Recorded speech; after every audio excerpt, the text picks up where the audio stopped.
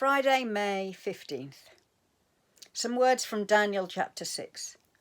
Remember in the story, Daniel and his friends have been exiled and they faced persecution, but they are sticking strongly to their faith. And so the administrators and the king changed the law to say that only the king may be worshipped.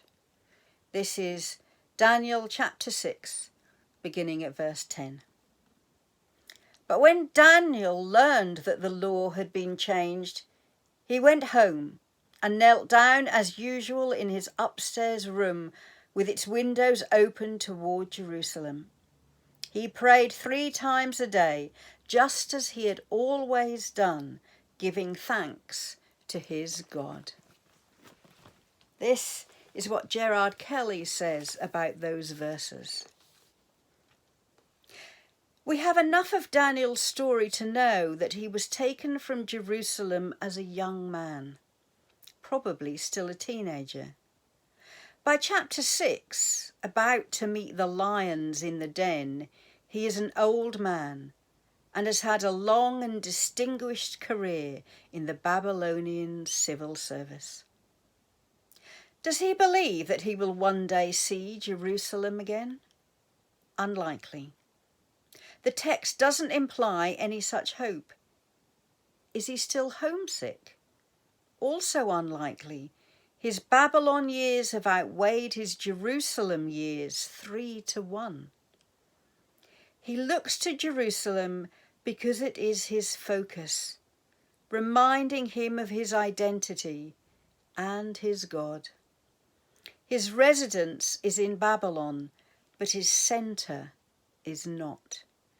It is possible, Daniel shows us, to live in exile and live well by staying centred on the presence and purposes of God.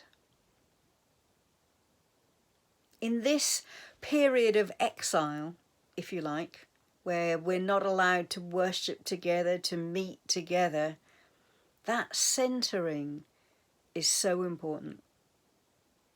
And reading these verses and this comment on them, it did make me think. In theory, on July the 4th, if everything of the easing of lockdown has gone well, the government will give us permission to begin opening places of worship, maintaining social distancing, of course. But what if things don't go well? What if we were told that this needed to go on for another month or 2 months or 3 months or even to the end of the year or until they find a vaccine? What would be our reaction? Well, I sincerely hope that we would take a lesson from Daniel, that we would continue to centre ourselves on who God is. We would find creative ways to enhance our Zoom studying, our Zoom meetings. We would find creative ways to engage with in-depth Bible study. We would find ways to bring God to the centre of every day, even if we never got to meet together again.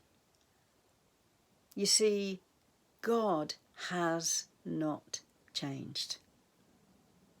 Our focus needs to be on who he is, and our spiritual home actually is not the church and church alone, at least not the building. Our spiritual home is in Christ.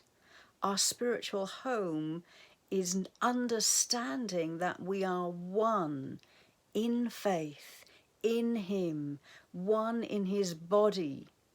It's been a real privilege to meet together every Thursday on our Thetford Christians Together Zoom meetings, recognising that Christians from around the town can get together and pray for one another, and all the churches are facing this very same predicament that we're in different ways, and yet we are one. Listen to the Twittergy that Gerard Kelly writes before those verses. Centre me.